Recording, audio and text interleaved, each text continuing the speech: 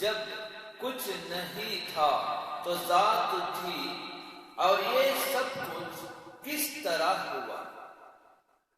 جواب: جب حق تعالیٰ کل موجودات کو پیدا کرنا چاہا تو خود میں خود کے علم کا مشاہدہ کیا اور اظہار کا ارادہ فرمایا۔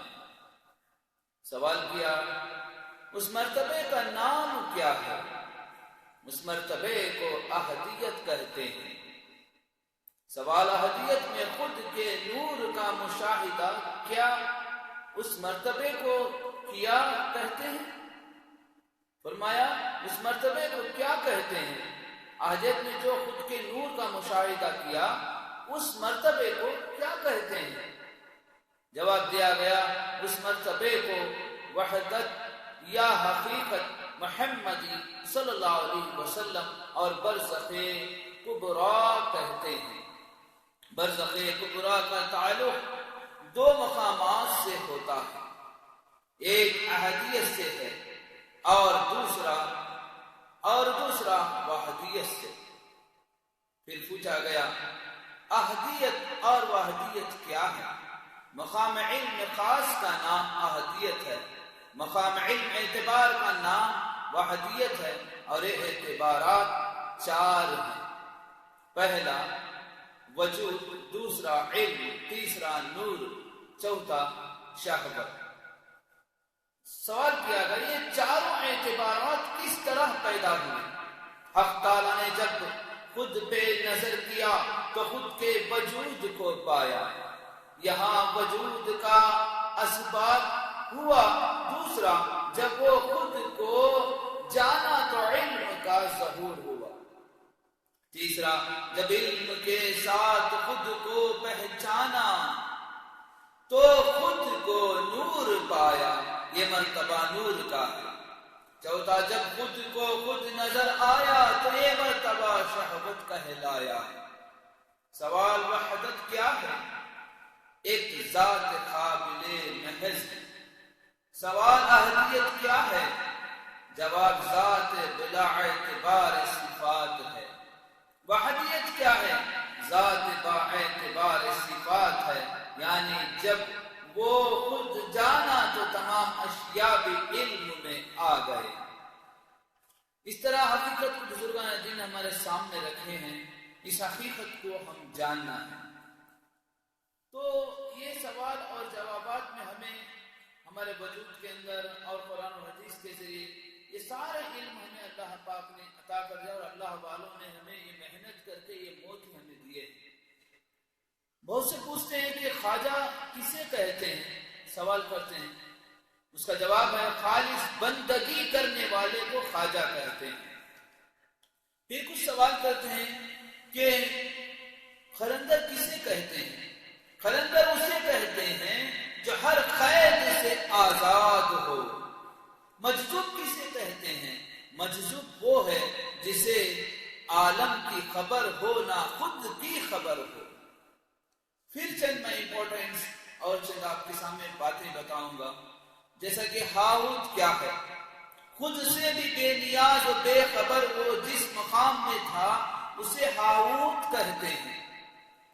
خود سے بھی بے نیاز و بے خبر وہ جس مقام میں تھا اسے ہاہوت کہتے ہیں۔ دوسرا لاہوت کیا ہے؟ خود سے آگاہ ہو کر جو خود پہ نظر کیا اس مقام کو لاہوت کہتے ہیں۔ سوال کیا گیا جبروت کیا ہے؟ عقل اور قلم کے ساتھ وہ جس مقام میں آیا اسے جبروت کہتے ہیں۔ ملکوت کیا ہے؟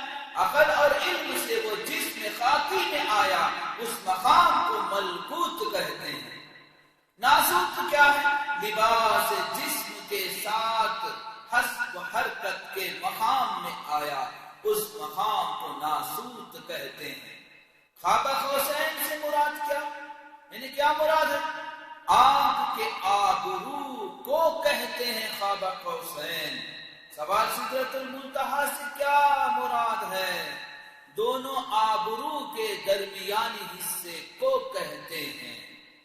اب ہم کو جاننا چاہیے ایک علم حقیقت حقیقت کو جسے معرفت کہتے ہیں، عرفان کہتے ہیں، کیونکہ گمراہ بھی نہیں ہونا ہے، حقیقت کو جانے۔ سوال کیا گیا قلب ذنوبری کیا ہے؟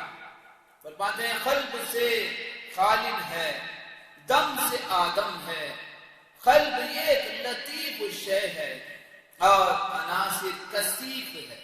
کثیف کی کیا مجال کہ لطیف کا احاطہ کرے، کیونکہ لطیف صفت الہی ہے۔ قلب وہ نہیں جو سینے میں دھڑکتا ہے، یہ تو عناصر کا پتلا ہے جسے نفس کے حوالے کیا گیا ہے۔ قلب تو روح کا درپن ہے۔ ذنوبری پھول سے تشبیہ اسے اس لیے دی گئی ہے کہ سالک کا تصور بھی جب قلب کی شکل اختیار کرتا ہے تو محسوس کرتا ہے یا دیکھتا ہے کہ قلب جو ایک کلی کی مانند تھا اب کھل کر پھول کی مانند ہو چکا ہے۔ گل ذنوبر کی آڑ یا اصطلاح میں صوفیان اکرام نے قلب کا پتہ دینے کی کوشش کی ہے، کیونکہ کول کیچڑ میں اگتا ہے۔ ہاں، کیچڑ سے مراد پیٹ ہے، پیٹ۔ عین ناف کے 2 انگل نیچے دم کا مقام ہے، اور دم ہی کو قلب کہتے ہیں۔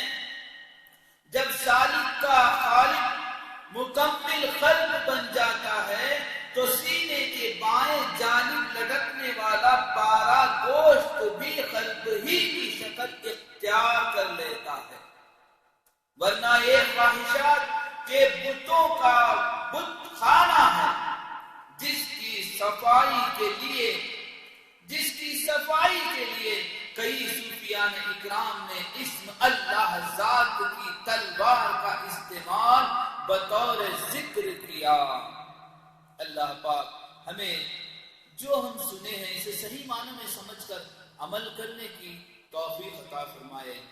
بزرگان دین نے محنت کر کے یہ موتی ہمیں دیے ہیں، گمراہ نہ ہوتے ہوئے صحیح علم جانے اور اللہ کے نبی صلی اللہ تعالی علیہ وسلم کے سنتوں پر عمل کرتے ہوئے پابندی کے ساتھ، تقوی کے ساتھ ہم تمام دن اور رات پیارے نبی صلی اللہ تعالی علیہ وسلم کے سنتوں پر عمل کرتے ہوئے، نمازوں کی پابندی کرتے ہوئے انشاءاللہ زندگی گزاریں گے تو ہماری دنیا و آخرت حسین بنے گی۔ نمازوں کی پابندی کرو، تہجد پہ اٹھ کر پڑھا کرو، دعائیں کیا کرو۔ اللہ پاک جو ہے دونوں جہاں کی عزتیں، نعمتیں، برکتوں سے ہمیں مالا مال کرے گا۔ بڑوں کی عزت کرو، چھوٹوں پر شفقت کرو، ماں باپ کی دعائیں لو، بھائی بہنوں کے ساتھ محبت سے، اچھے حسن اخلاق سے پیش آؤ، صحیح معنوں میں علم جانو اور اپنی دنیا و آخرت کو حسین بناؤ۔ السلام علیکم ورحمۃ اللہ وبرکاتہ۔ اشہد ان لا الہ الا اللہ واشہد ان محمد رسول اللہ صلی اللہ تعالی علیہ وسلم۔